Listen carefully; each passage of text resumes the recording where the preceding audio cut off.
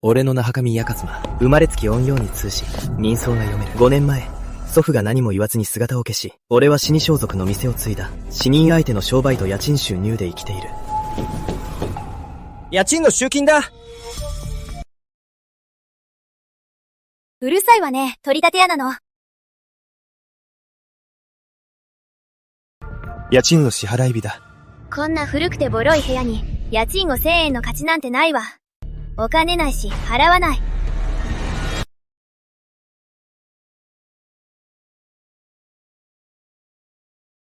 銀行口座に100万円が入金されました。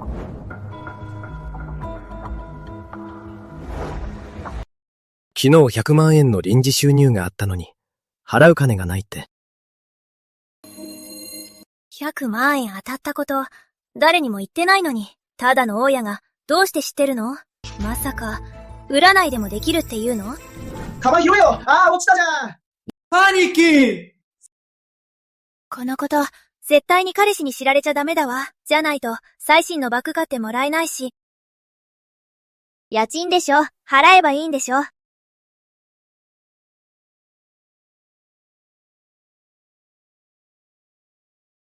ほら、5000円多く振り込んどいたから、宝くじのことは誰にも言わないでよ。何見てんのよ。早く帰ってよ。まだお金欲しいの？あと3分だ。はぁ？3分後、お前にちの災いが訪れる。避けることはできない。死の災い？お払いが必要だとか言って、お金を騙し取る気でしょ？さっさと出て行って。こんな手で私を騙そうなんて信じるわけないでしょ。目を覚まさないとは、哀れな命だ。違って、行けよそこだ。何が血の災いよ、縁起でもない。また誰に腹立ててんの？あのクソ親よ。どこかで占いの動画でも見たんでしょ？ 3 分後日の災いが起きるなんて、完全に私を呪ってるじゃない。あんな奴の言うこと信じるなよ。ただの大家だぜ。わかってるわよ。ほら、3分経ったけどなんともないし、絶対私からお金を騙し取る気だったのよ。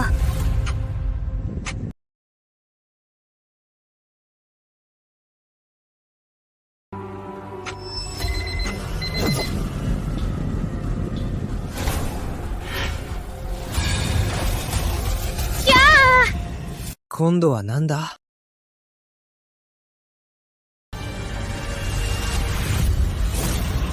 マジかよ、本当に当たった。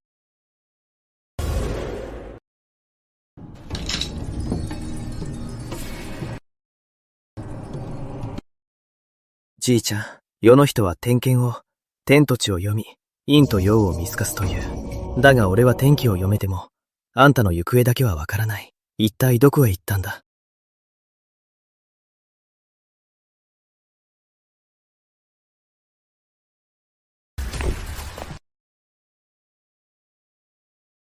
見つけたぞ。ここが同志の住まいだ。葬儀や？父さん、騙されてるよ。じいちゃんの言う同志の末裔が、こんな気味が悪い場所に住んでるわけないだろう。バカ野郎。口を慎め。今、家の事業は急激に悪化し、お前のじいちゃんだって無視の域なんだぞ。今となっては、この同志の継承者が本物だろうと偽物だろうと、かけるしかないんだ。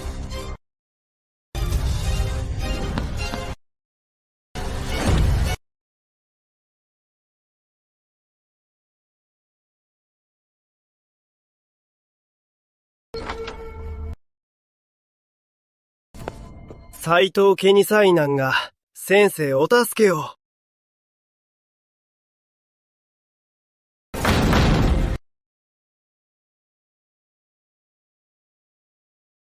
父さん、これが神道継承者？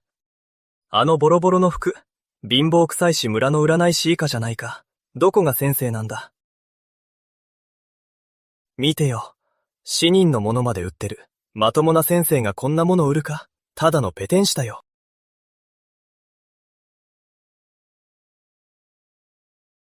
確かに、光人の風格はないし、宝具もない。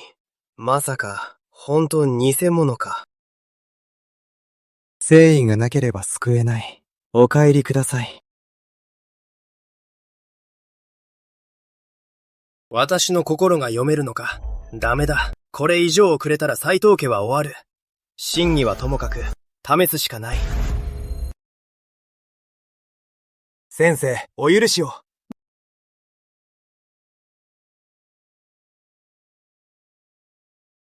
昔、同志には恩があり、去り際にこの玉愛を残されました。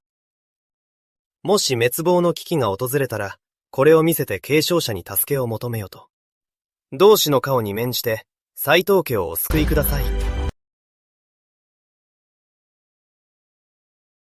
じいちゃんの肌身離さず持っていた玉愛が、なぜ斎藤家の手に？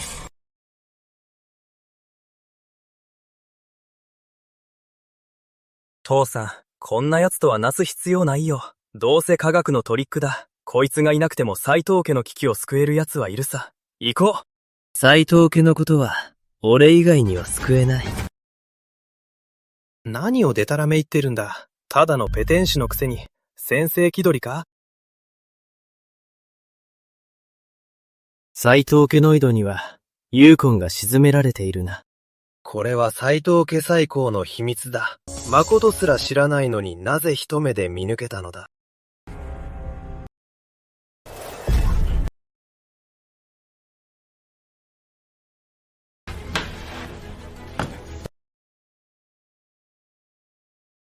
斎藤家は全財産を投げ打ってでも、先生のお力添えを乞います。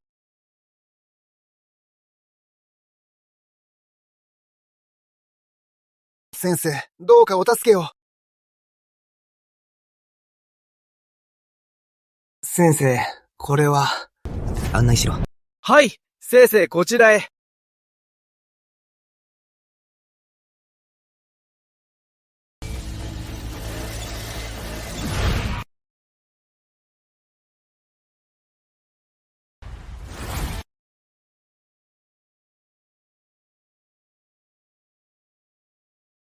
先生、どうぞ。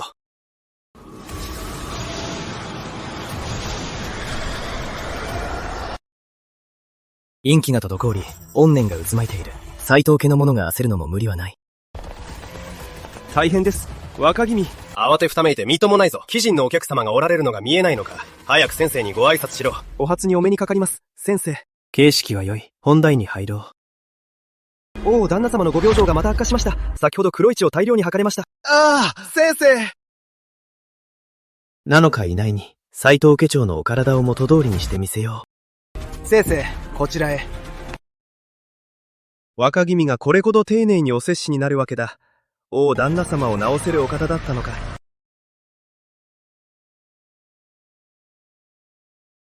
何がすごいお方だ。ただのペテン師に過ぎない。執事、神道教会の須藤先生をお呼びしろ。斎藤家を騙そうなどと。須藤先生が来たら、そのペテン師の馬脚を表してやる。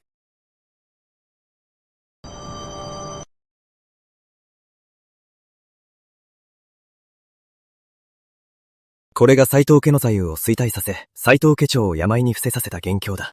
先生は本当に何でもお見通しですね。以前はこの井戸がそんなに不気味だとは信じていませんでした。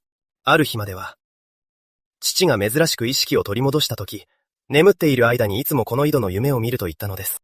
そこで私は一人でこの辺りの様子を見に来たのですが、思いがけず亡者の泣き声を聞いたのです。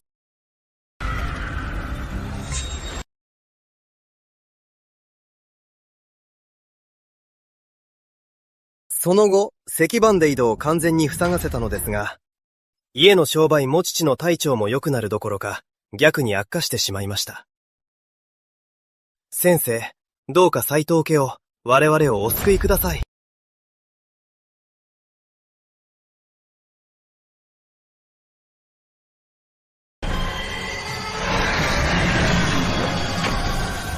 悪鬼の命なりだ。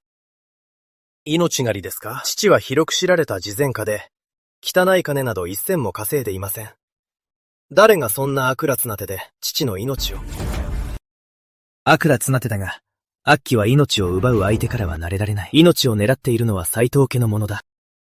何ですって？斎藤家のもの？先生、詳しく教えてください。命を借りる術には、宿主の身の回りの品が必要です。つまり、仕組んだのはあなた方と寝食を共にするもの。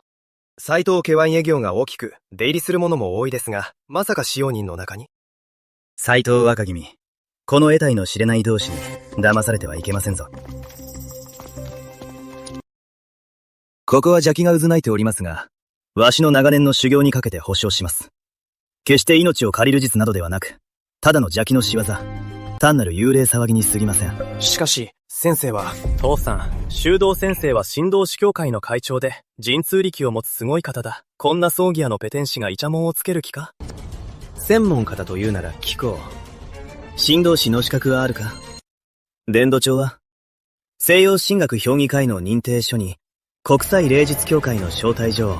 お前はどれだけ持っているのだ？身分を証明できんのなら、ここで誰かが命を借りているなどと、よくもまあ妄言を吐けたものだ。まったくのデタラメだ。斎藤若君。わしが自らアッキを退治し、斎藤家に平穏を取り戻しましょう。修道先生、どうかお願いします。このペテン師のせいで、おじいちゃんを救う時期を逃したくありません。この霊は強い怨念をまとっている。普通の術では払え。私にしか無理だ。若造、大鞭を叩くではないか。得体の知れない小僧がわしの前でほざきおって。今日はこのわしの悪鬼退治の術を、とくと見せてやろう。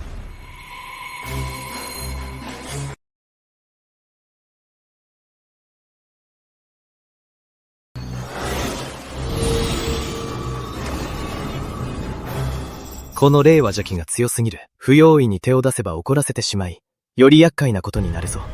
怒らせる？ただ自分の腕が劣っているのがバレるのが怖いだけだろう。わしは道に入って長年、数えきれぬほどの妖魔を退治してきた。怒らせたところでどうだというのだ。今すぐわしが重複し、魂を吹き飛ばしてやるわ。若造、よく見ておれ。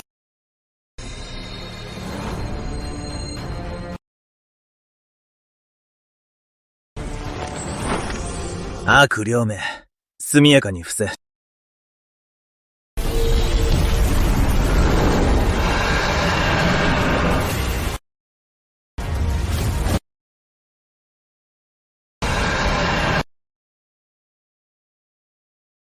悪霊め、特滅せよ。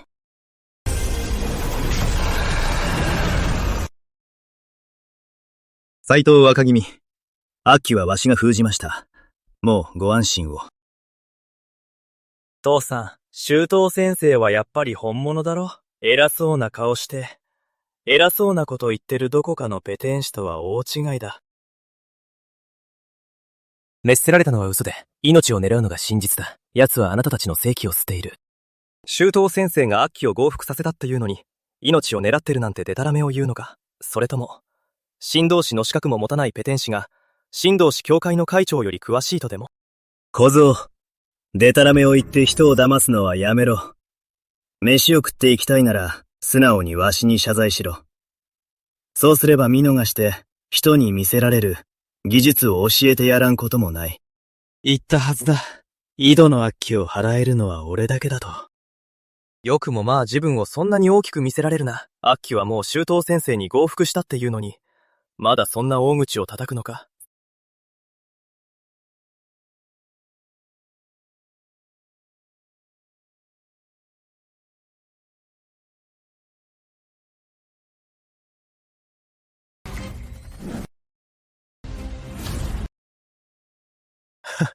この悪鬼がそんなにすごいなら、今すぐ生き返って俺を捕まえてみろよ。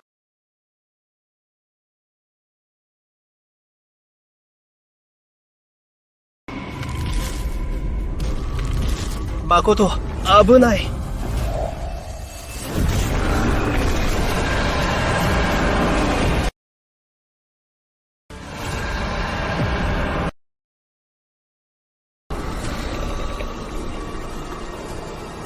まさか本当に蘇ったのか。助けて。ありえない。すでに鎮圧したはずだぞ。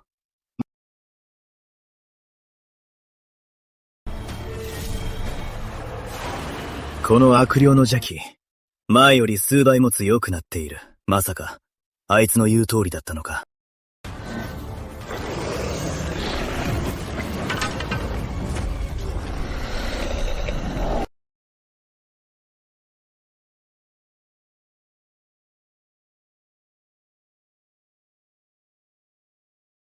私の前で人を襲うとは、無礼者め。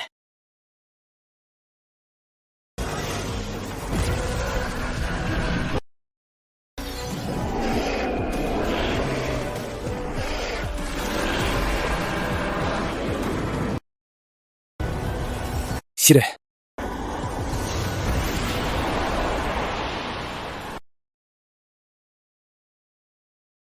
邪気どもよ、すべてひょうたんに収まれ。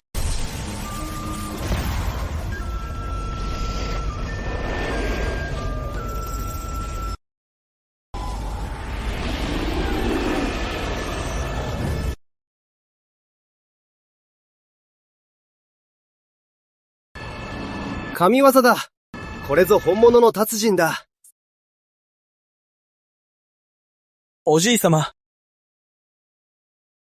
おじい様。いや、ご先祖様。私の目が節穴でした。お願いです。どうかお許しください。まさか金光八家とは。この野良同士、一体何者だ。役立たずのゴミめ、よくも神道士会のか、医長を名乗れたな。危うく死ぬところだったぞ。このようなイレギュラー、まるで天剣一門だ。すぐに上に報告せねば、対局に影響させてはならん。先生、悪霊は払われましたが、斎藤家はもう安全ですか？命を奪う元凶がまだ生きています。先生、一体誰が我が家を狙っているのですか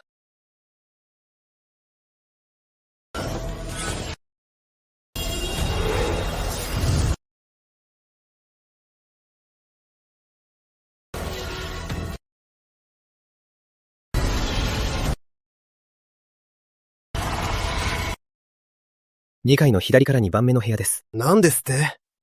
どうしました？それは私の妻、藤原玉子の部屋です。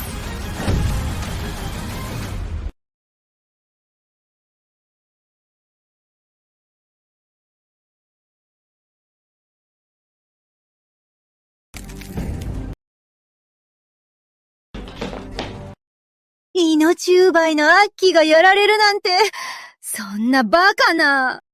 母さん、本当に母さんだったのか。なぜじいちゃんを殺そうと。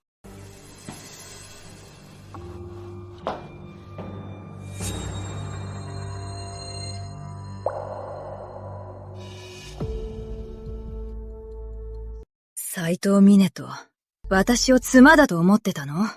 外では良妻を演じさせ、家では妊娠中の愛人を世話させて、その子を育てろなんて。なぜ私が？愛人の子って誰？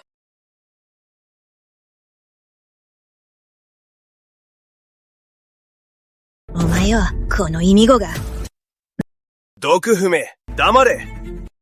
言ってやる。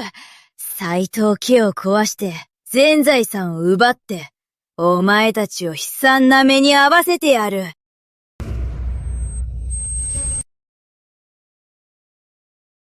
この狂った毒踏め。毒婦？斎藤家に詰められたのよ。あの老いぼれの命を奪って、ベッドで死なせて、お前が財産を継いだ時に、お前を殺すつもりだった。そうすれば私が唯一の相続人になれたのに。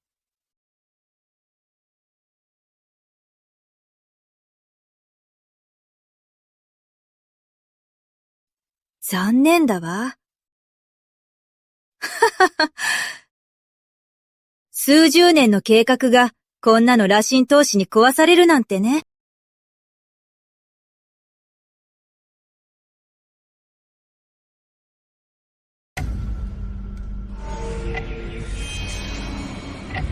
思想が出ている。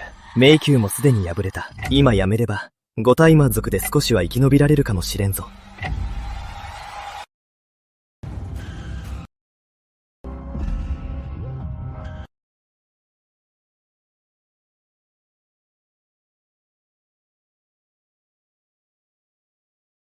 先生、大したものね。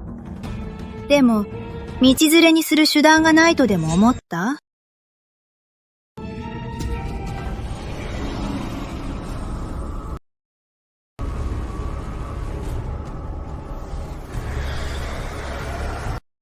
私が死ぬなら、斎藤家の者も生かしてはおかない。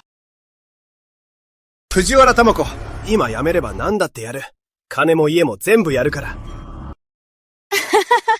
今更そんな施し、いらないわ。私はただ、斎藤家のものにしよう。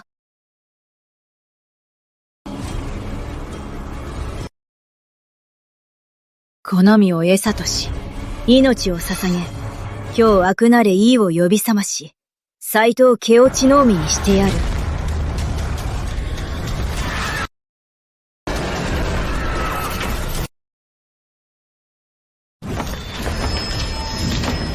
天たちもう、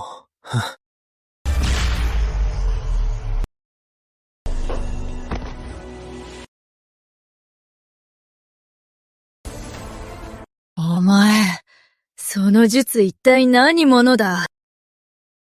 白い天剣の継承者、神谷一馬だ。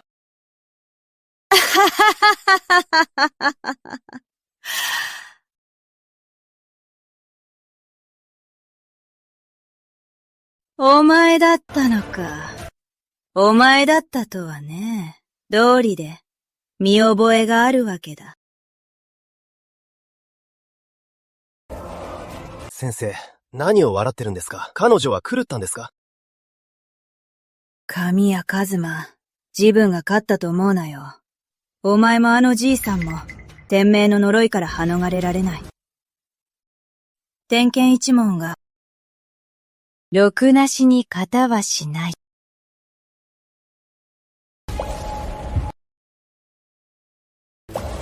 天命の呪い。5年前祖父が黙って去ったのは、これと関係が一体何を隠しているんだ。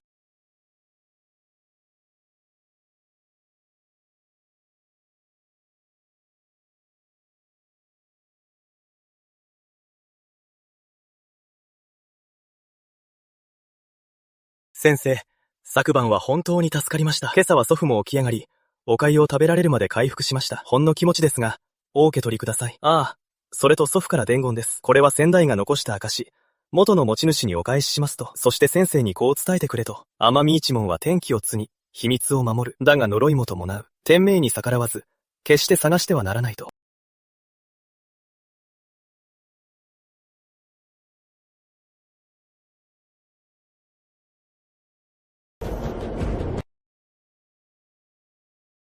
カズナ、私を探すな。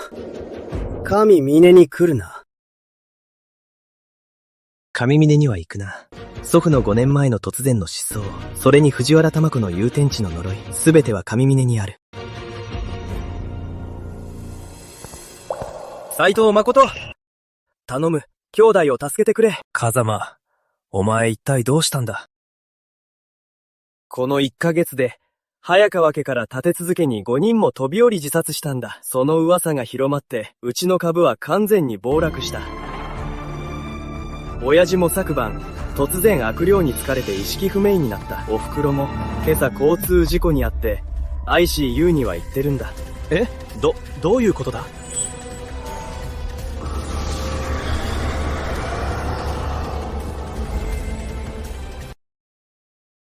眉間がクロスに、剣心門が現れ、死の気がすでに百会穴に達している。私の見立てが正しければ、今夜の寝の刻までは生きられない。あなたが斎藤家が招いた天海先生ですか？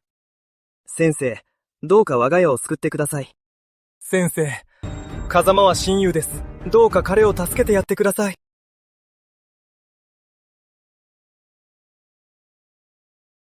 案内しよう。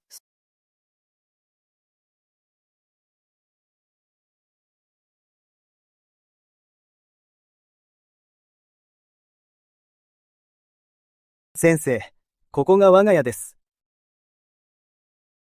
この半月、家の中の生き物が次々と不審な死を遂げて、高カナニシキゴイも一晩で全滅しました。なんと残酷な、死者派自殺ではない。これは、天災ではなく人災だ。先生、早川家も悪鬼に命を狙われているのですか？これは極めて悪質な無機財運結界だ。これを張った者は早川家の財産を吸い尽くすだけでなく、命まで奪おうとしている。なんだって？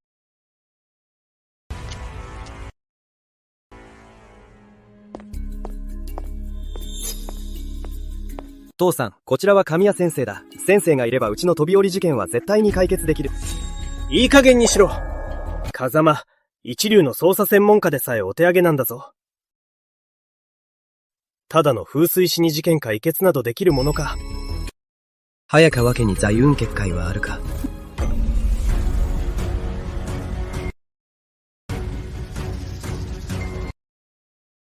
財運結界だと、知らん。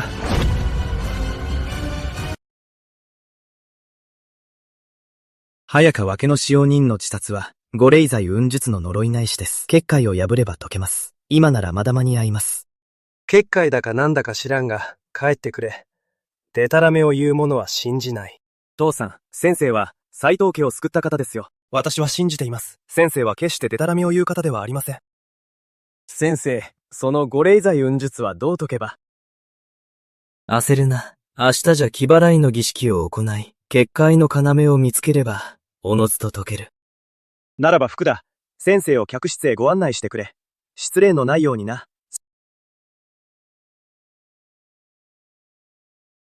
先生、こちらへどうぞ。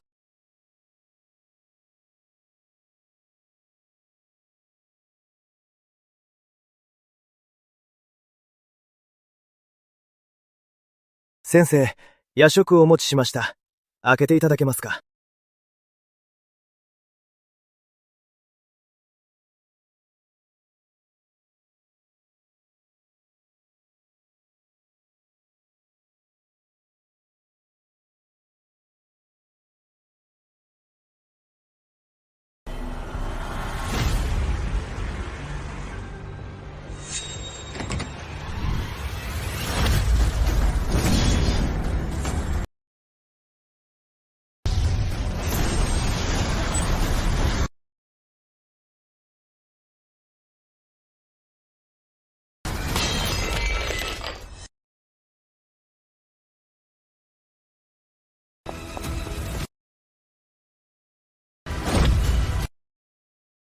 福田、何をしているんだ？なぜか宮先生を傷つけようとする？先生がいなきゃ、誰が結界を破るんだ？同意しとるわけがない。五霊財運術は、彼が黙認したものだからな。父さん、先生の言葉はどういう意味だ？飛び降りはただの事故だ。財運結界は、早川家を総会長の頂点へと導く。早川家の運気を壊させるわけにはいかん。眉間が黒すに邪気が漂い、魂も不安定になっているな。最近、悪鬼が夢に出ないか？それは夢じゃない。五霊が命を狙っているんだ。五霊財運術はもともと福を消費し無理やりと見終える邪術だ。その見返りに何を差し出すべきだと思う。早川家で自殺した使用人たちは、お前たちが前借りした未来そのものだ。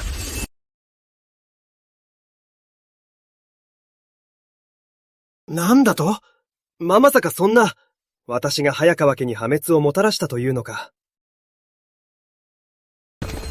先生、私の見る目がありませんでした。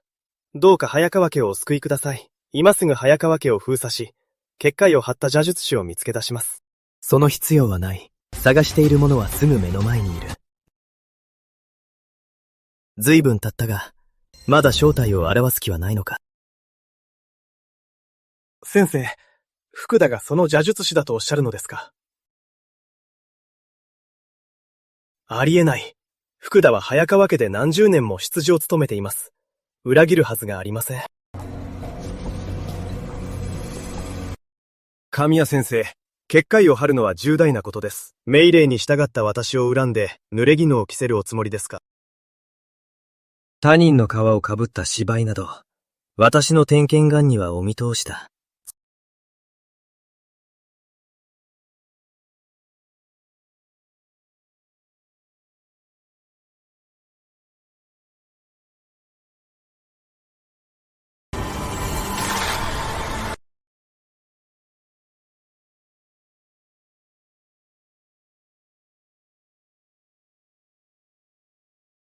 バカな。私の変装術が破られるとは。1ヶ月前、お前は偶然を装い、早川家に潜り込み、彼らを騙して五霊剤雲大結界を張らせたな。その後、結界を監視するために本物の福田を殺し、彼になりすました。少しは腕が立つようだな。そこまで見抜くとは。お前福田を殺し、早川家の数百人を皆殺しにする気だったのか。それがどうした？それに小僧、お前のその天見眼を潰してやる！二度と余計な真似ができないようにな。今日、誰も早川家を救うことはできんぞ。静まれ。白遺根沈め術だと？一体、いつ結界を張った？この客室には行った時から、すでにこの結界を張っていたんだ。お前を誘い出したのは、袋のネズミにするためだったのさ。長命説。お前はただの田舎者だったが、邪術を収めるために身内を殺し、運命を変えた。運命を変えれば天罰が下る。そしてお前の弱点は、この金光風邪術にある。はっ。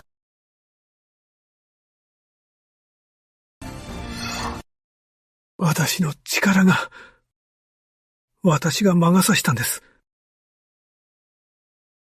先生、どうかお許しを。私も金をもらって言われた通りにしただけです。誰だ？森川家当主、森川万蔵です。彼が私に結界を張らせ、私の手で早川家を滅ぼそうとしたんです。森川万蔵だと、あのクソじじい。父さん、今すぐ奴をぶっ殺してやる。風間。悪事を働いた者には、必ず天罰が下る。本当ですか、先生。まあ、見ていなさい。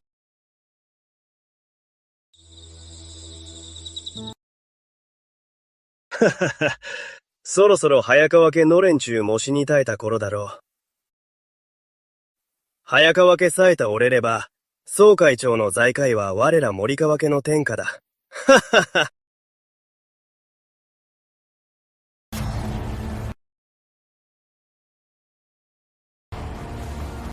しまった。私の五霊財運大結界が達人に破られた。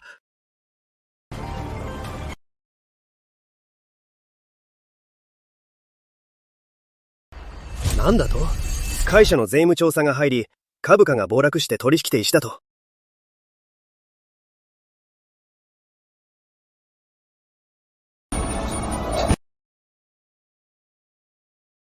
これが報いなのか。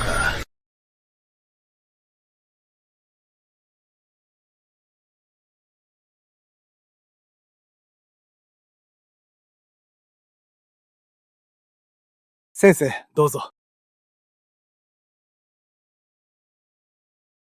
先生、父さん、朗報です。森川家で何かあったらしく、森川万蔵の老いぼれが一夜にして白髪になり、息絶えたそうです。まさか、これが五霊財運術の反発ですか？その通りだ。結界は破られた。早川家の財運は再び回り始めるだろう。先生、お力添えに感謝いたします。そうだ、これは、我が早川家の家主令です。これを持っていれば、早川家の全社を動かすことができます。先生、どうかお受け取りください。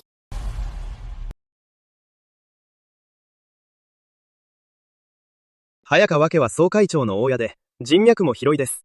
これがあれば、おじい様を探す助けになるでしょう。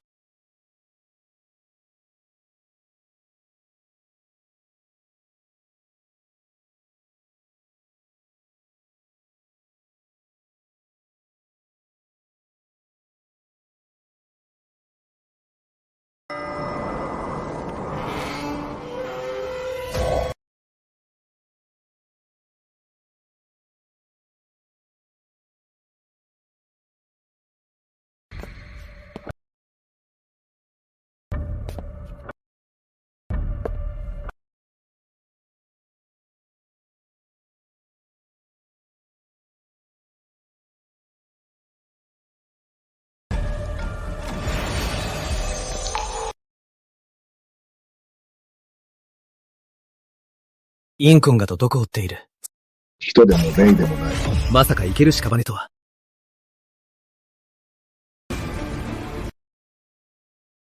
メイセン、聖者がカリンを買うのに、なぜ死人の金を使うんだ？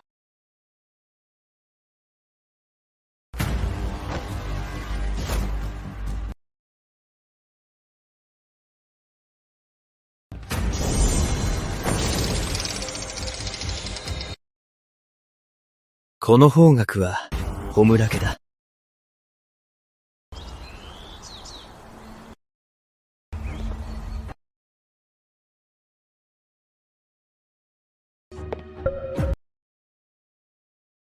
この結界の作りとかなめはじいちゃんの手法だ。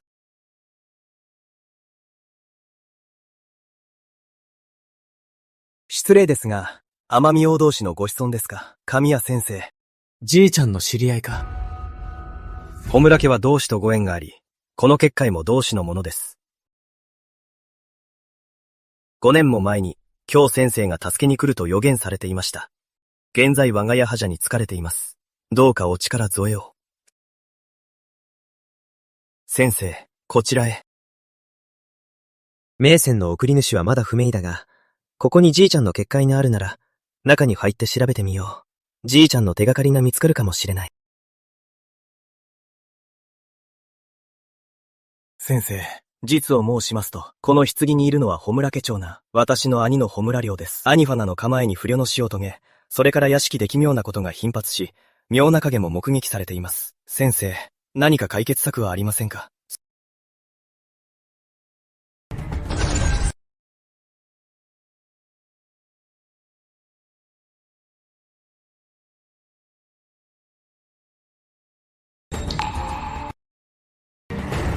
音出者を見極めるが、この棺には音も息もなく、気も脈もない。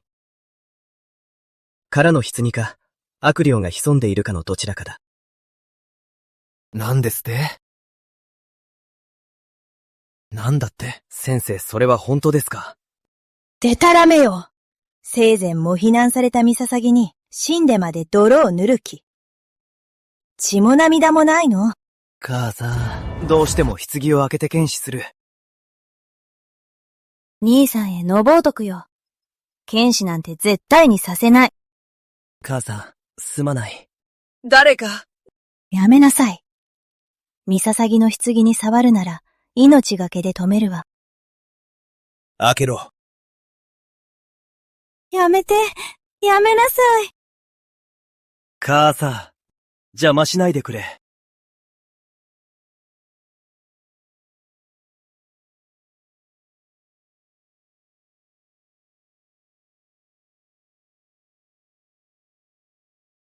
ミササギ、隠れていなさいって言ったのに、どうして出てきたの？この気配は昨日探していたのは彼だったのか。怨念に疲れ陰気をまとい、正気もないまさに生ける屍だ。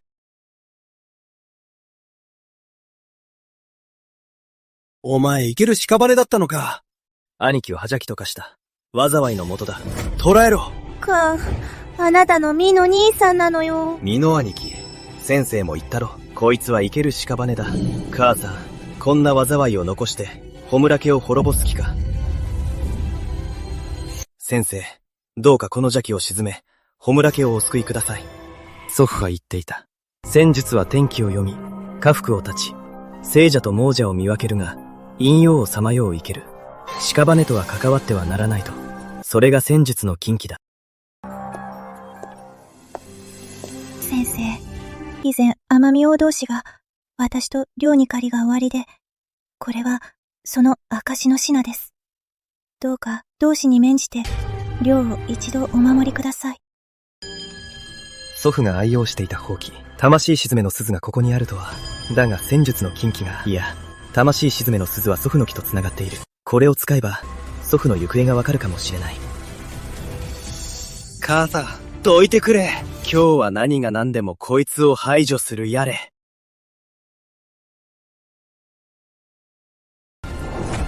はっ！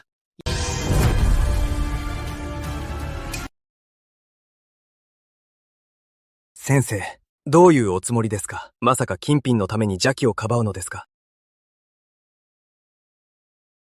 そんなに口封じを急いでいるのか。そんな手段を使って、あの日、兄を害したことをまた再現したいのか。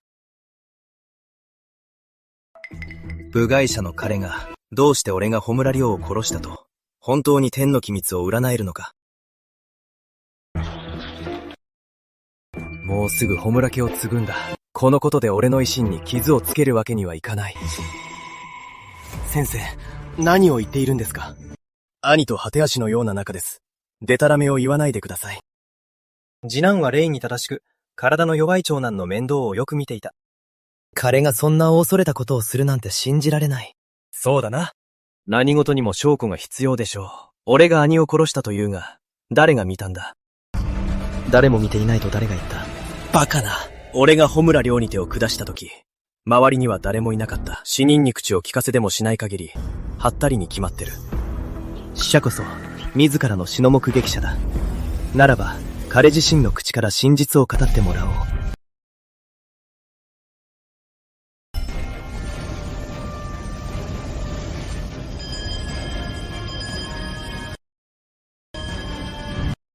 亮。早く教えて、一体誰にやられたの？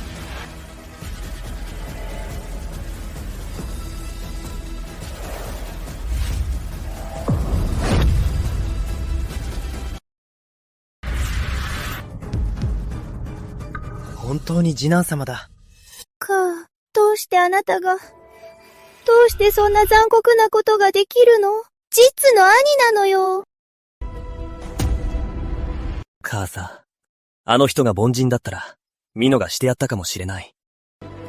でもあいつは短命の病人のくせに、生まれつき才能に溢れてる。俺がいくら努力して、何をやっても、みんなあいつしか認めない。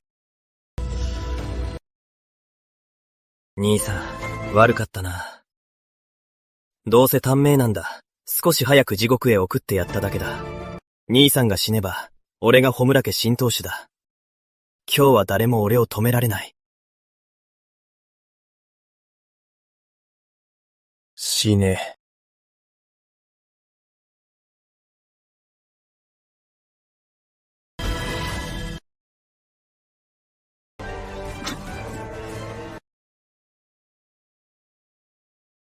先生、悪に手を貸さないでくれ。無駄な。力を使うのはやめろ。穂村亮は、体が弱く寿命も尽きていた。もともと長くは持たない。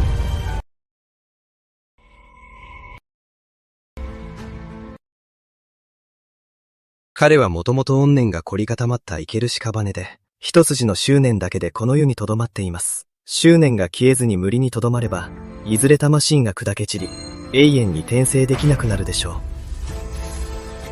魂が砕け散る。亮、あなたには一体どんな執念があるの？先生、どうか方法を見つけて、亮を救ってください。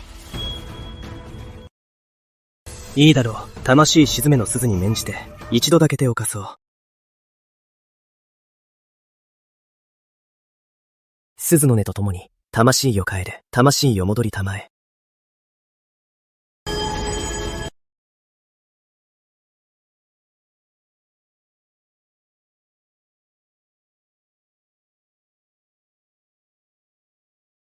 亮。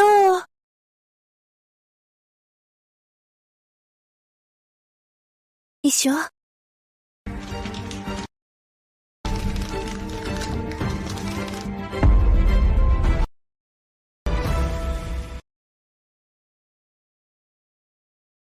母上、私は体が弱く長くは生きられません。育ててくれた恩に報いれず、足手まといになりたくないのです。今後の穂村家は明に託します。冷静な彼なら、母上と家をしっかり守ってくれるでしょう。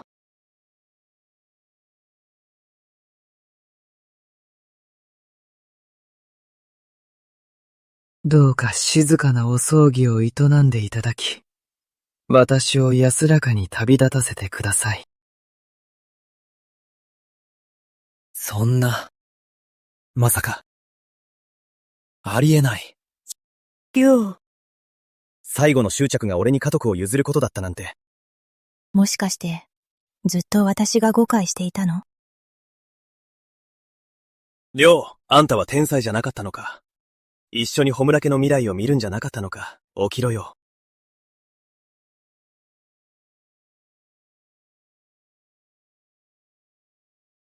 兄さん。亮。兄さん、安心して。俺がホムラ家と母さんを守るから、絶対失望させない。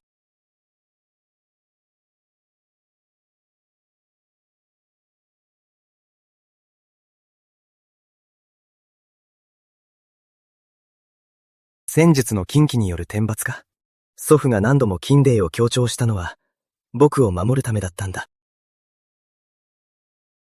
先生、ありがとうございます。礼には及びません。今日先生が救ってくださらなければ、亮が現世でどれほど苦しんでさまよっていたか。すべての未練は終われば塵と同じ。どうかお気を落とさずに。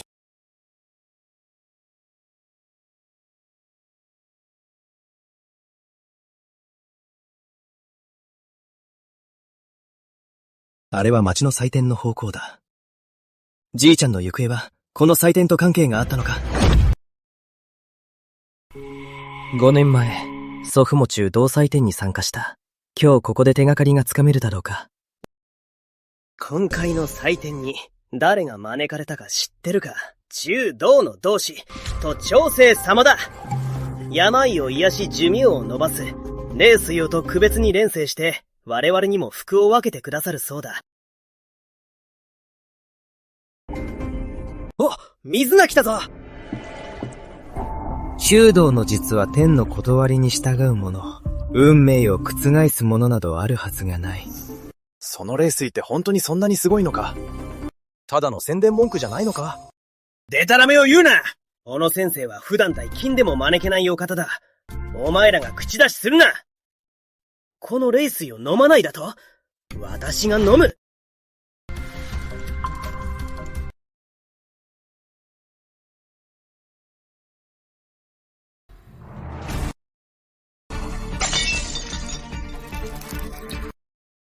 毒だぞこれ。まさかこの水、毒なのか？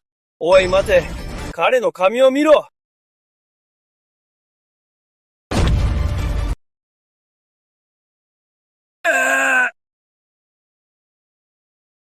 おお、この水は効くぞ。そんなにすごいの？小野先生の法力は凄まじい。そうだ！さすが小野先生、噂通りだな。ああ、お先にいただくぜ。俺も飲む！俺もだ！おい、お前ら！おい！若者よ、大いなる機縁だぞ。急がないとなくなる。邪気名前にまとわり、正気が枯渇している。これは開口変象の相、起源などではない。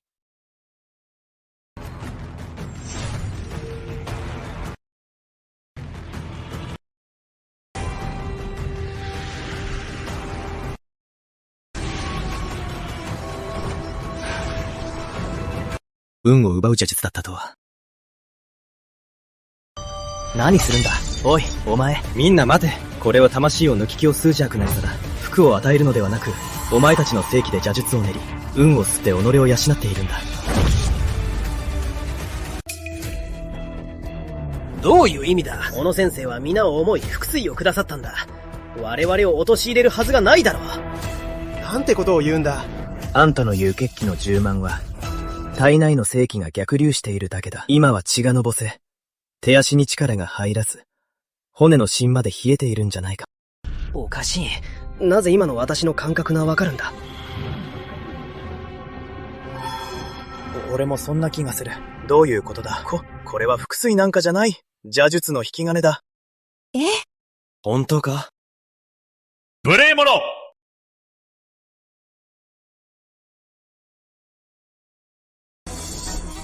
奴は何者だ？面影が天剣王にこれほど似ているとは。まさか天剣本人か？いや、奄美沖の破半世紀以上生きておる。あんなに若いはずがない。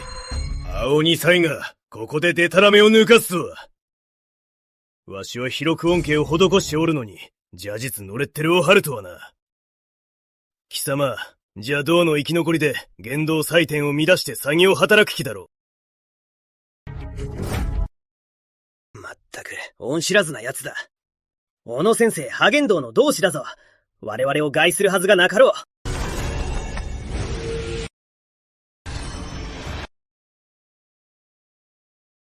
皆おろにするとは。なんだって？この戦術の手法、旧友の面影があるのも無理はない。奴は天御沖名の後継者だったか。どうやら今日のことは、穏便には済まないようだな。なかなかやるようだが、一足遅かったな。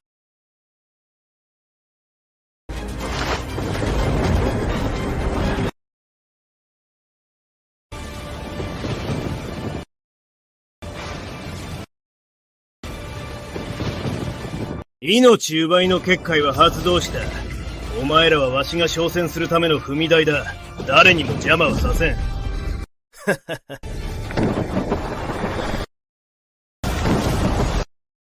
動けない。なんだ、全身の力が抜けていくぞ。俺の手なんで老けていくんだ。助けてくれ。邪術で命を奪うとは、天罰を恐れないのか。言動に打たれ、魂まで消滅するぞ。お前らの正気で限界を突破すれば、言動にわしの敵などおらん。この青二歳目、容赦はせんぞ。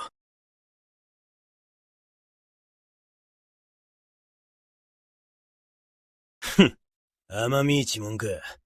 お前の正気は最高の薬だ。遠慮なくいただくとしよう。てえ！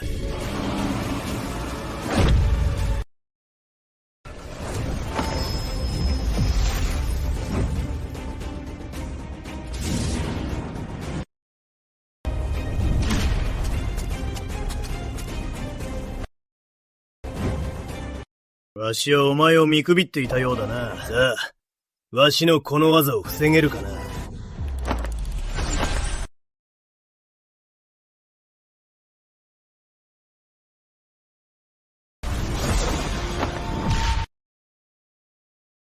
ふふふ。わしに勝つにはまだまだ修行が足りんぞ。へへ。さすがは天御王の後継者だ。大した腕前だ。あの時、天御王がそのまま姿を消したのも頷ける。じいちゃんと知り合いか？あったのか？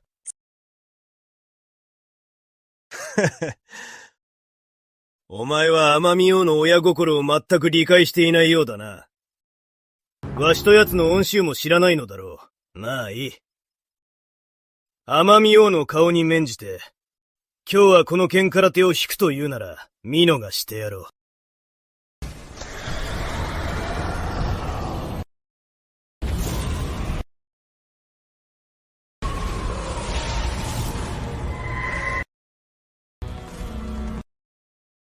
なんなら、修行の足しに聖者の聖気を分けてやってもいいぞ。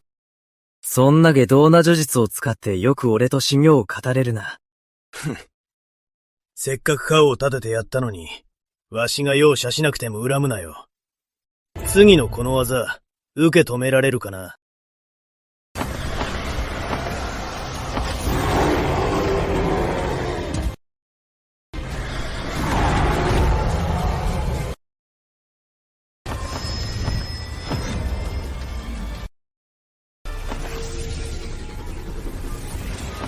奴の生命、力は尽きない。俺では傷一つつけられない。結界とのつながりを断ち切らなければ。強がるな。お前の結界はもうすぐ砕け散るぞ。今日、お前は確実に死ぬ。お前たち天海一族は、呪われた短命な運命なのだ。今日この私の手で、敗れるのも天命だ。諦めろ。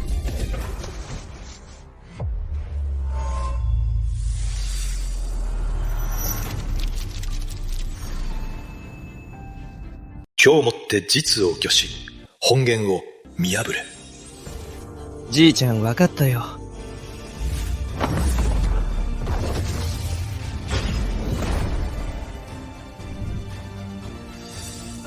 諦めるだと。生死も障愛もまだ決まっていない。陽道の分際で天命を語るか。あれは甘みが。まさかこれほどの才能があったとは。小野長生、言動の裏切り者。才能に乏しく正道に至らず、10年前にじゃ術に手を染め、長年年無数の殺戮を重ねてきた。無数の怨念がお前の心の間だ。無念だ。弟よ、命を返せ。あっち行け。やめろやめろ。お前らが死ぬべきだったんだ。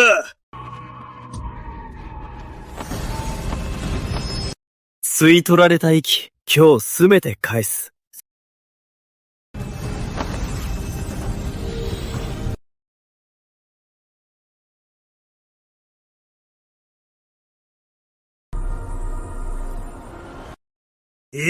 嫌だ。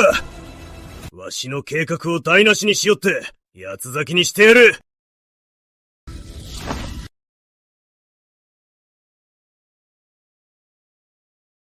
八つ咲きにしてやる。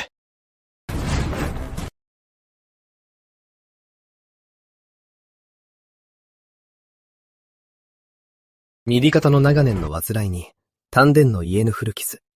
小野長生、祭壇を悪用した罪。今日ここで成敗する。天海一族が天の呪いを受けながら、これほど強いとはな。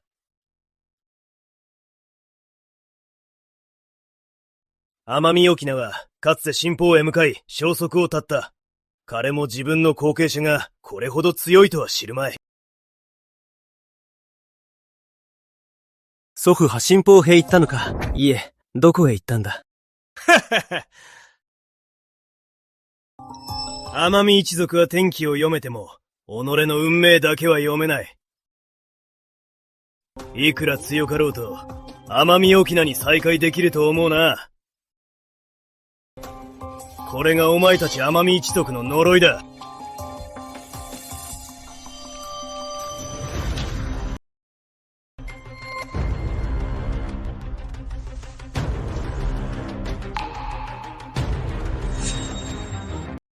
祖父さん、一体どこへ行ったんだ。じいちゃん、一体どこへ行ったんだ。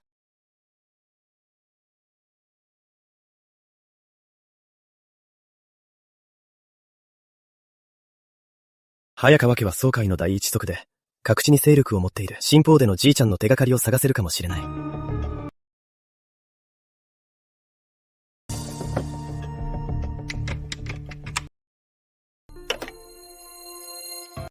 神谷先生、何かご用でしょうか。早川家一同、水家の苦しみ文字しません。早川家主、人を探してほしい。私の祖父は5年前に失踪し、新報山へ向かったと聞いています。先生、実は調べる必要はありません。5年前に同志が総会長を離れる前、少しだけ我らは矢川家に滞在されたのです。はっきりと覚えております。新報山のふもとの久保家と、山頂の新極道に行くとご本人からお聞きしました。新報山のふもとの久保家、新極道。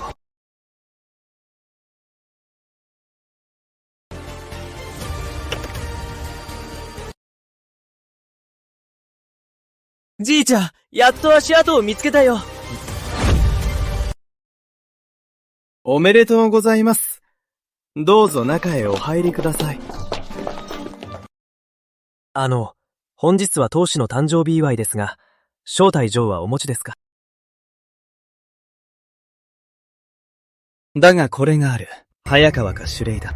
彼が先日、早川家を救った先生だ。先生、腕が立つと伺いましたが、お願いできませんか？どうした？近年、久保家の若い後継者は20歳で死ぬのです。今残っているのは私だけ。当主も言動の方ですが、原因がわからないのです。今年私は20歳になります。私が死ねば、久保家の血筋は絶えてしまいます。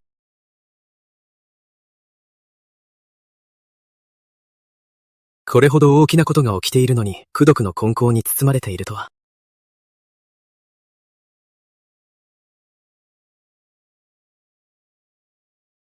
おかしいな。久保家の運命が占えない。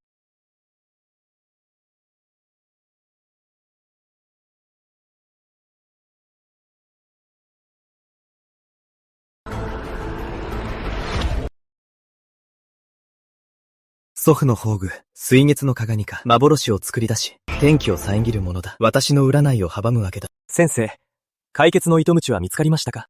難しくはないな。取引として水月の鏡を返してもらいたい。なぜ久保家の家宝が水月の鏡だと知っているんだ。だがあれは当主のお気に入りだ。どうすればいい？私が代わりに約束します。先生、弟はわざと無視したわけではありません。私にもよく聞こえないふりをしますので。危機を解決してくだされば、水月の鏡はお渡しします。案内してくれ。あ、こちらへどうぞ。おかしいな。さっきは水月の鏡を要求したのに、今はもう何も言わないなんて。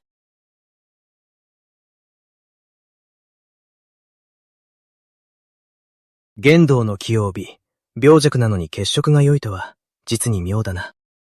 先生、祝宴のしきたりで若者がご先祖様に先行をあげますので、少々お待ちください。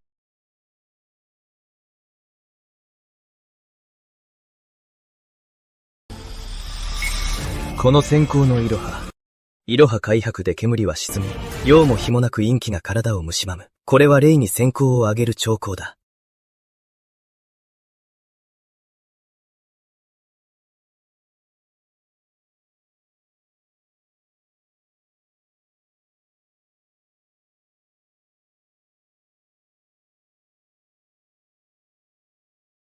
聖者が悪鬼に功を焚くのは絶対の禁忌だ。久保家当主破玄道の者、その異常さに気づかないわけがない。奴が最初から悪鬼とグルでない限りは。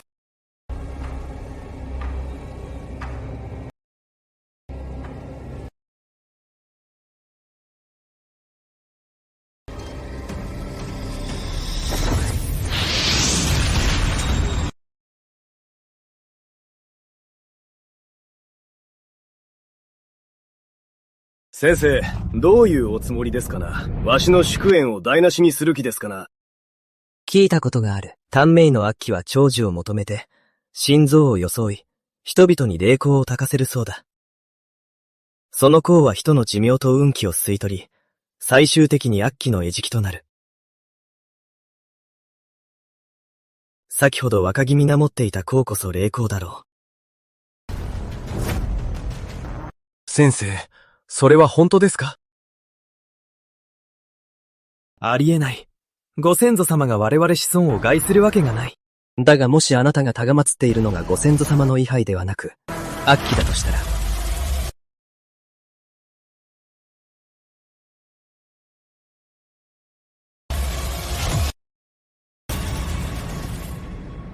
バカバカしい。宴の席に招いたが先生だからとここでデタラメを言っていいわけではないぞ。先生、線香が本当に寿命を吸い取るんですか？じゃあ、前に死んだ後継者や、兄さんも？君の兄さん、彼はまだそこに。水月の鏡は天気を隠せても、私の陰陽眼はごまかせない。久保家の後継者が若君だけなら、私の隣にいる長男は、幽霊ということだ。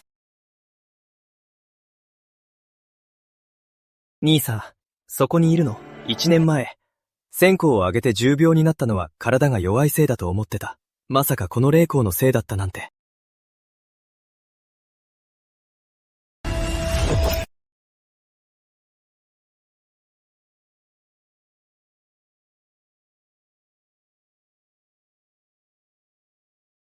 思い出した。道理で弟が俺とはなさないわけだ。俺はもう死んでいたんだ。ここを離れなかったのは、弟に同じ鉄を踏ませたくなかったからだ。まったくのデタラメだ！デタラメかどうかは、幻覚が解ければわかる。水月の鏡よ、戻れ！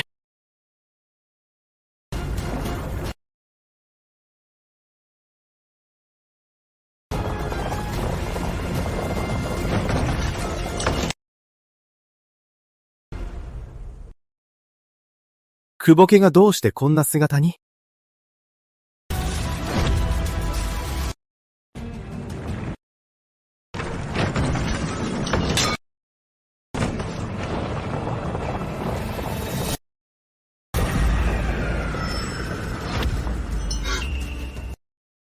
当主様、一体どういうことですか？さすがは甘みの後継者だ。わしが水月の鏡で天気を隠し、幻影を作ったというのに、実に鋭い。惜しかったな。久保家最後の若い血肉だ。あと少しで、その寿命はわしのものだったのに。では20歳まで生きられなかった後継者たちは、すべてあなたが殺したのですか？わしが殺しただと？奴らは自ら生贄となったのだ。自発的な生贄だ。自ら生贄になった。よく文字は的などと言えますね。我々久保家の子孫が何を間違えたというのです。兄さんが何をしたというのです。久保家と牛でありながら、どうしてそこまで残酷になれるのですか？どうしてこんな残酷な真似を？わしは久保家を築き上げた当主だ。若い世代はわしのために死ぬべきだ。あんた、狂ってる。わしは久保家を築き、80年も尽くしてきた。だがお前たち若者は、誰一人としてわしを満足させられん。そんなお前たちに、どうして久保家の財産を任せられようか。だから今、お前たちを吸収し、その寿命と運気をすべてわしのものにするのだ。そうすればわしは不老不死となり、久保家をさらなる栄光へと導ける。はっはっは。あとはお前という若い血肉だけだ。そうすればわしの秘術は完成する。お前の貢献は決して忘れんぞ。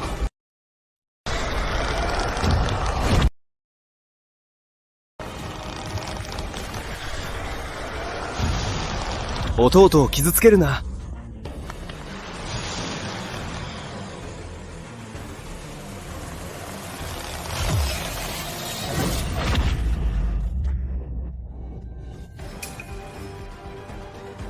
随分と兄弟愛が強いな。ならば、二人まとめて地獄へ送ってやろう。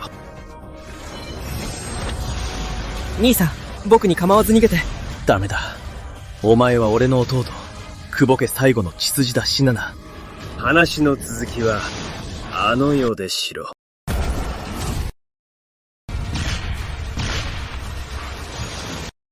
私の目の前で人を傷つけるとは、いい度胸だ。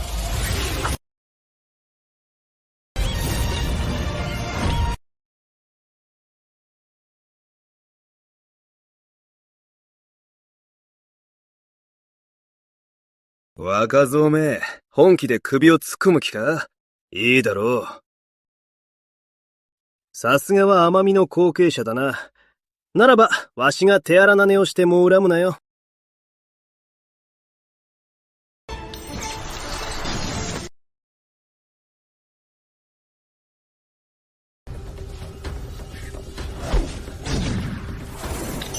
逃がさない。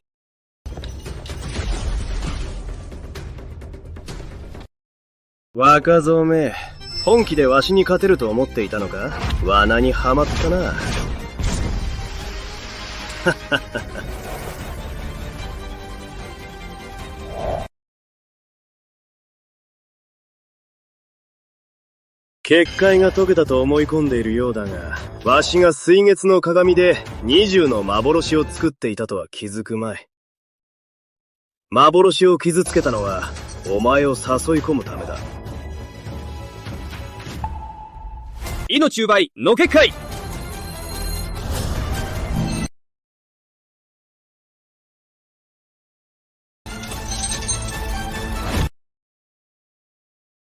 久保家の若造、有無を狙ったと思ったが、真の狙いはお前だ。甘みの後継者を吸収すれば、わしは天下無敵となるのだ。先生がこのまま吸収されれば、我ら久保家はもう助からない。力と不老不死よ。今こそわしの手に。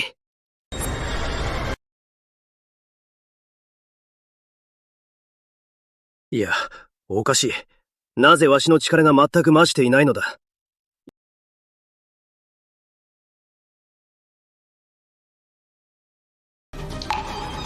ここにいるぞ。幻覚でこの甘みガンを騙そうとはな。水月の鏡の真の主が誰か考えなかったのか？バカな。なぜ結界から抜け出せたのだ？今度は、俺の番だ。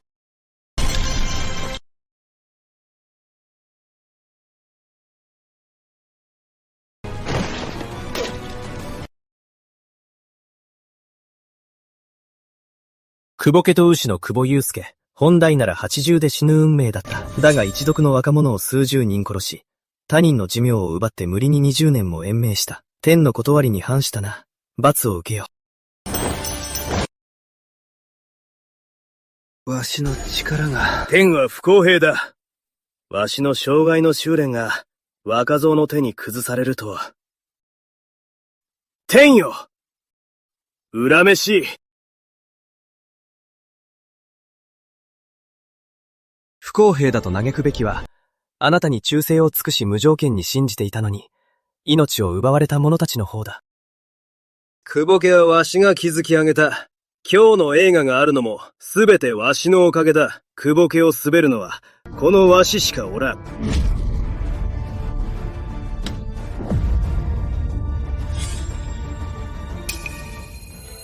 お前らのような役立たずの若造に、わしの財産を継ぐ資格などあるものか。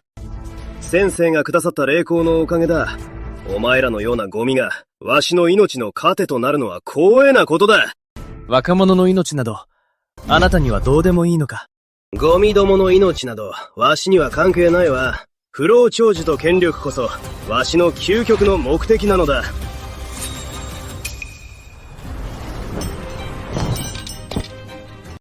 吸収した寿命と力が、本当に自分のものになると思ったか。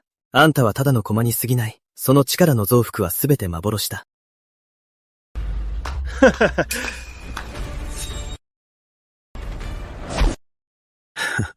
さすが天味継承者。鋭いな。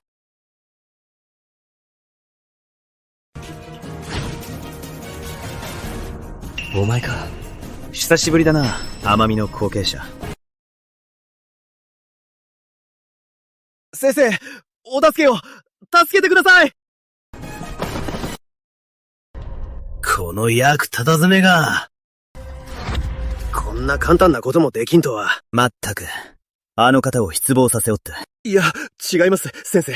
私はまだ役に立ちます。この難局を救っていただければ、必ず矢先生とあの方を満足させてみせます。自分にまだチャンスがあると思っているのか。先生、どういう意味ですか？どういう意味だと、お前も久保家の後継者たちと同じく、役立たずだということだ。さっさと死ね。いや、やめて！先生！私はあのゴミどもとは違います！私はまだ役に立ちますから、早く助けてください！いいだろ。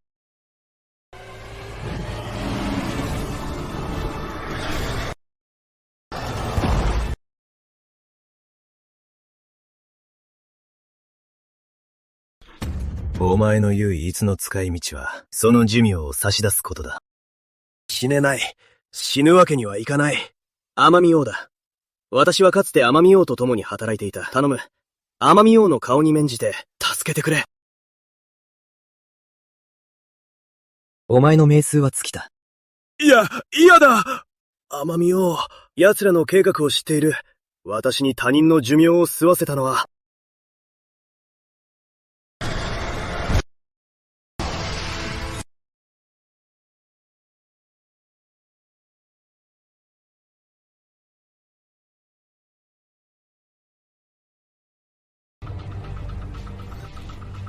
奄美の後継者よ。私の主は、お前を高く評価している。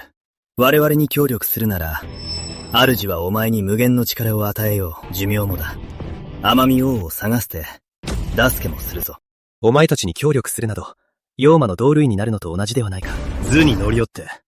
ならば今日、私の恐ろしさを思い知らせてやる。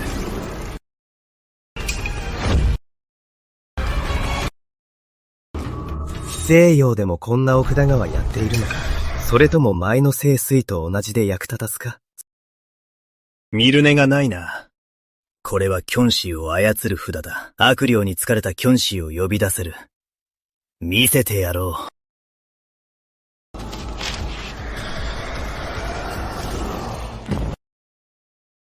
久保祐介に殺された後継者たちか？ふふ。あのじいさんもだいぶ殺傷したな。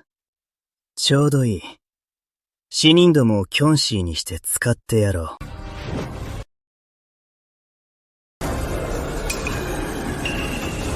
甘みの後継者よ。多勢二部勢だ。この数のキョンシーをどう対処するかな。誰が一人だと言った？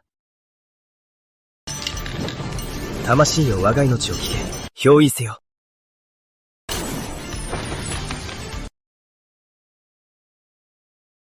憑依できた。体があるぞ。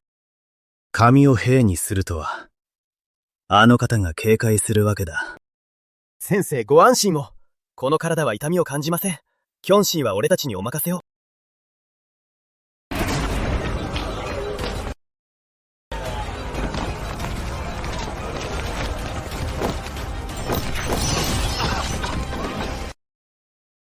まさか雷の区別術と同じものの手によるものとはな。なんて恐ろしい力だ。あの方にいただいた身代わりの区別のおかげだ。今の私の気配は、このキョンシーどもに隠れている。さあ、どうやって私を見つけ出すか、見ものだな。気配を隠すとは、なかなか賢いな。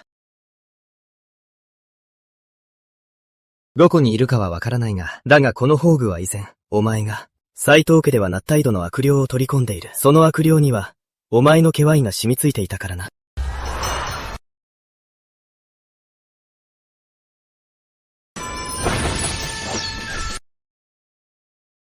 何をする気だ？まあいい。あの小僧の力は侮れん。気づかれる前に、あのお方に報告せねば。なんだこれは。見つけた。避けろ！避けろ！早く逃げろ！貴様、よくもこんな卑怯な手を。お前たちの計画は何だ？私たちの計画を知りたいか？絶対に教えん。あのお方にはかてんぞ。何をする気だ？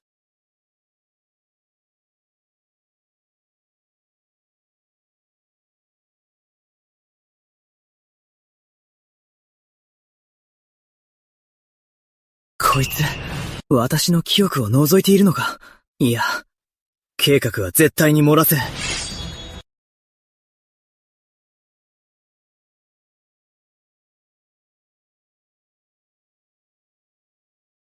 お方様、おめでとうございます。進行は間もなく成就します。神谷一馬、お前は運命から逃れられない。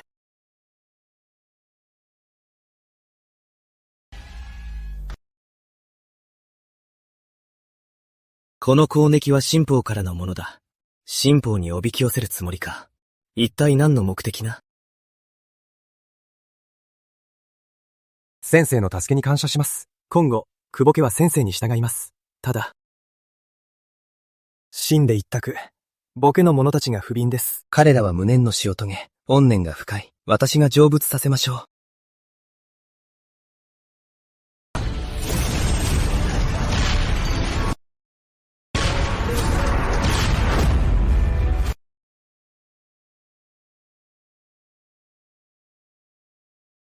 安らかにお眠りください。兄さんが見える。バカ野郎。久保家を継ぐなら、少しはその性格を直せよ。もう無茶はするな。兄さん、わかったよ。暇な時は、よく帰ってきてくれよ。ここは永遠に兄さんの家なんだから。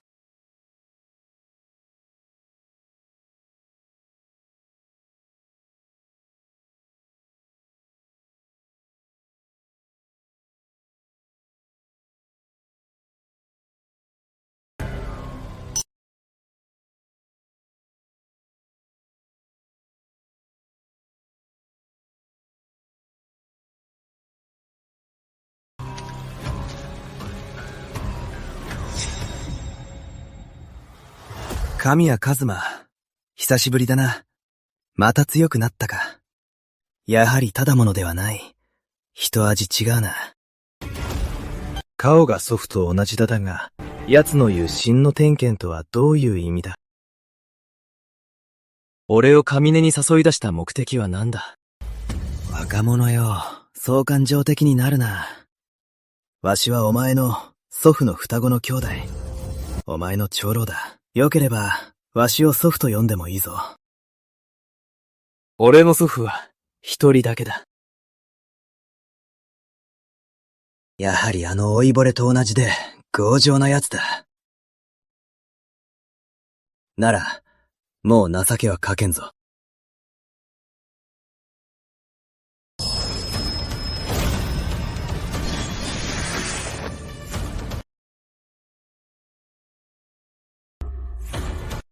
これは、白衣戦術に記されている神器、天剣。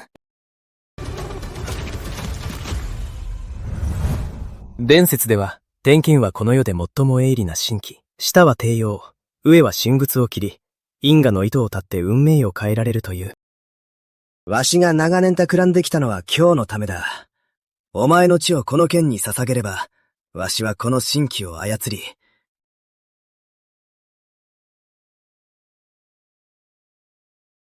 わし自身の因果の糸を断ち切れるのだ。見せてもらおう。真の天剣が、わしの剣に何度耐えられるかをな。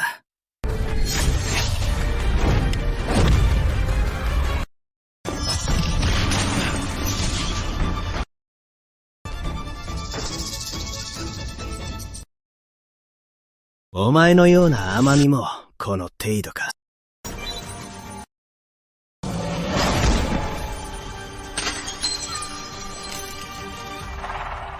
天剣はさすが神の武器だ。守護の勾玉すら防げないとは。あの老いぼれ、いろいろと宝を授けてくれたようだな。だがこの身たちめ、なんで防ぐつもりだ。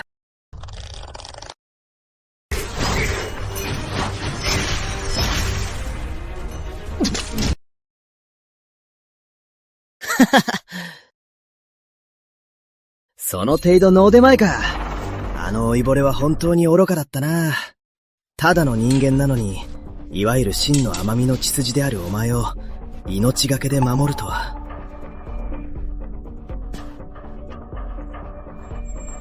まさか今日、お前が私に一刀両断されるとは思ってもみなかっただろ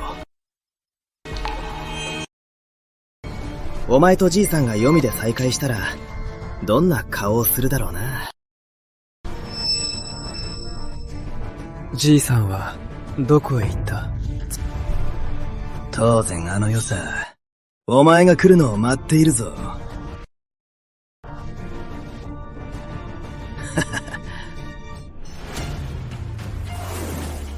大凶の兆し、死の気だ。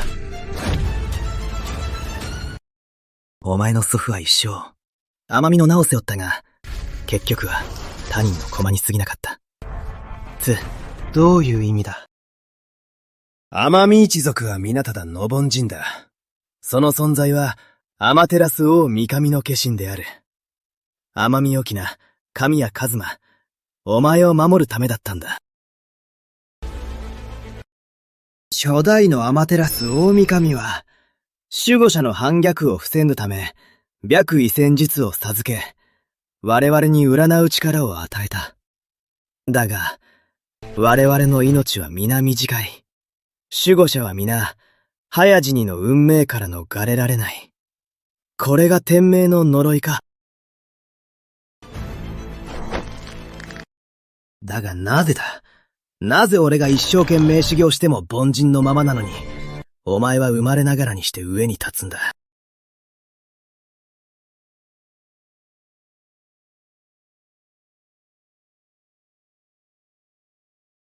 お前の血で、この呪いもじきに解ける。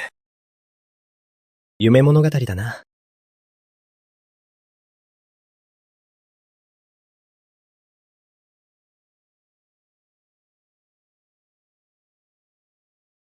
この私を傷つけられるとでも？私はとうに己をキョンシーに変えた。お前の天元眼で私の妙数な見抜けるか？天元眼は天地を読み、人の心を読み、霊すらも見通せる。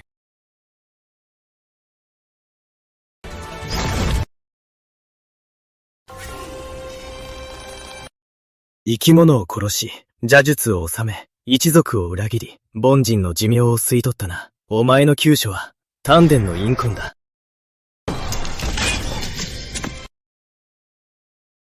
ははは。さすがは甘みだ。そんな秘密まで知っているとは。だが、本当にわしを殺せると思っているのか。忘れるな。わしが多くの虫けらの寿命を吸い取ったのは、この金剛笛の体を手に入れるためだ。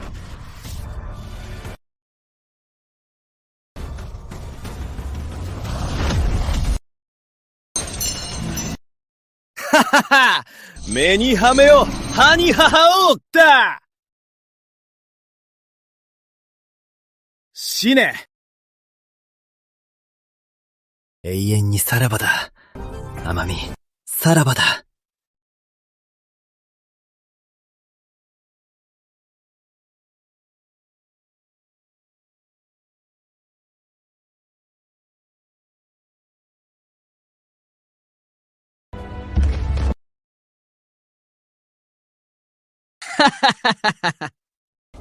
今日から、わしはこの凡人の肉体を捨て、この世で唯一の新人になるのだ。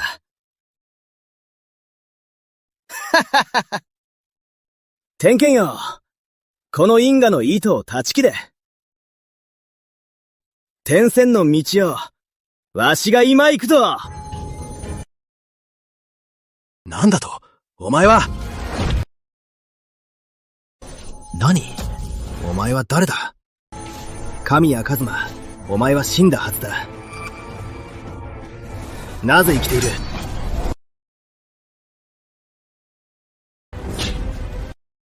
ケンケンは道を切り髪をもくろす。凡人のみで、なぜ生きているんだ？天剣はもともと俺の寝具、主を殺すわけがない。お前の寝具だと？天剣。悔しい。悔しいぞ。何年も計画してきたのに、なぜこんな結末に。納得できん。絶対に。凡人どもを守りたいんだろう。死んでも、道連れにしてやる。ふもとには多くの町がある。絶対に自爆させるわけにはいかない。砕け！俺の丹田が、よくも俺の丹田を砕いたな。さあ、生産の時だ。この人たちは祖父のためだ。この人たちは裏切られた10万の一族のため。この人たちはお前に殺されたすべての無実の命のため。地に蜂を、命に葉命を。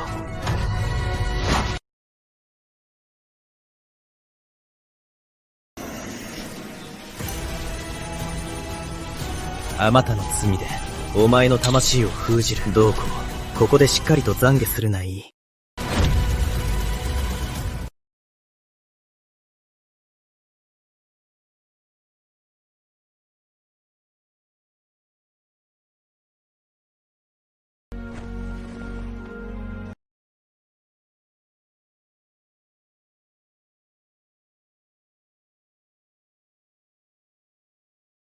ここはな、こうだ。バン。パン。あ、そう、パン。それから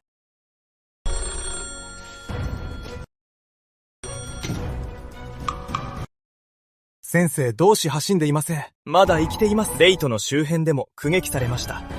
なんだって？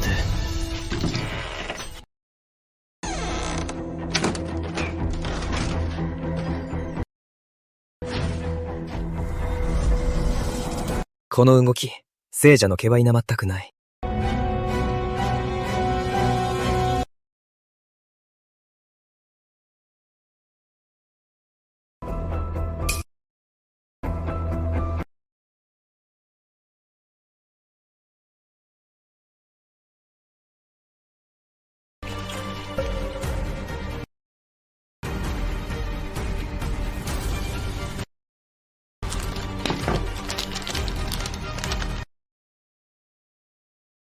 人の道は尽き、鬼門が開く。じいちゃん、まだ生きていたのか。